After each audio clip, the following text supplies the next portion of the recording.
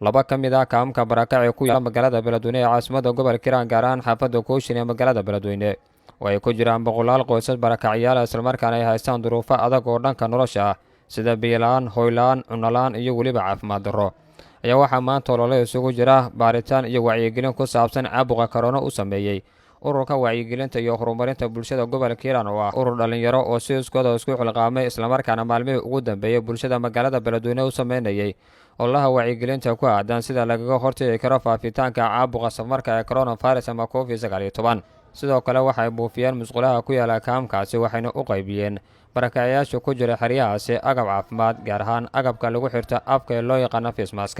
si lagaga hortago faafitaanka caabuqa halisa ee coronavirus ama Covid-19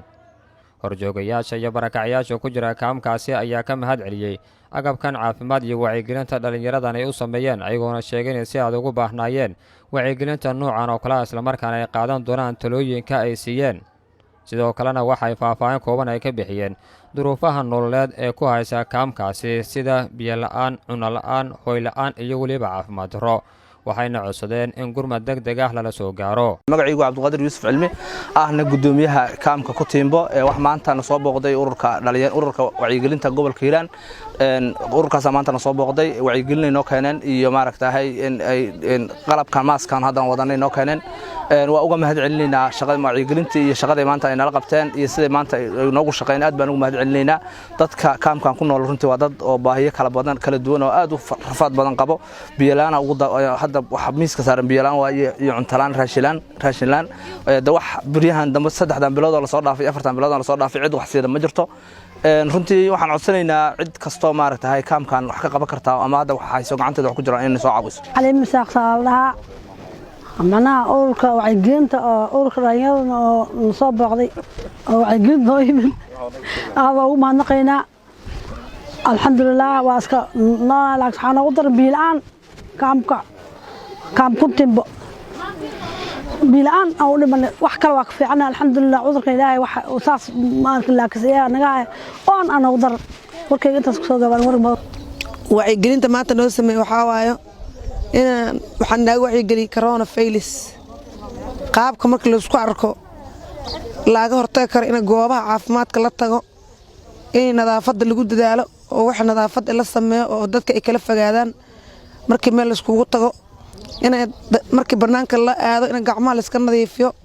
oo gacmaha la iska dhaqo oo jeermis dil gacmaha lagu dhaqo la kala fogaado la kala dheeraado nadaafadda lagu dadaalo in saasa la rabaa aygo Maryama Cabdi Xuseen ku nool kaamka Uubishabeelle waa ku mahadsantii wacyi-gelinta amaanta noo qabataan waa u baahnaynay markastana noo qabta waa mahadsantihiin kaamku u baahnaa wacyi-gelintan oo kaleeto wax badan waa u baahanahay wacyi-gelin badan waa u baahanahay in wax nala qabto waa u baahanahay kaamka baahisa ida ka jirto wax walba wixii noo qabana waa u baahanahay waana mahadsantiin baahiyaha kaamka jiro way farbadayeen dad xanuunsan way joogaan dad oo maalmaha wax la siinin adiga waa arki kartaa jiilaal lagu jiro way joogaan baca ma haysano rooba soo socdo guri fiican oo dhisno wax walba waa u baahanaa wixii nala qaban karo dugsiga kale waa naga dayacan yahay iskoolka kale wacyi-gelinta maanta la sameeyay fiican oo ugu baahnay waa mahadsan wixii noo keenay qayr Allah sii way mahadsan yihiin wixii noo keenay oo mahad celinaynaa waana u baahanaa wacyi-gelinta saayida ugu baahnay maadaama coronavirus oo adduunka haysto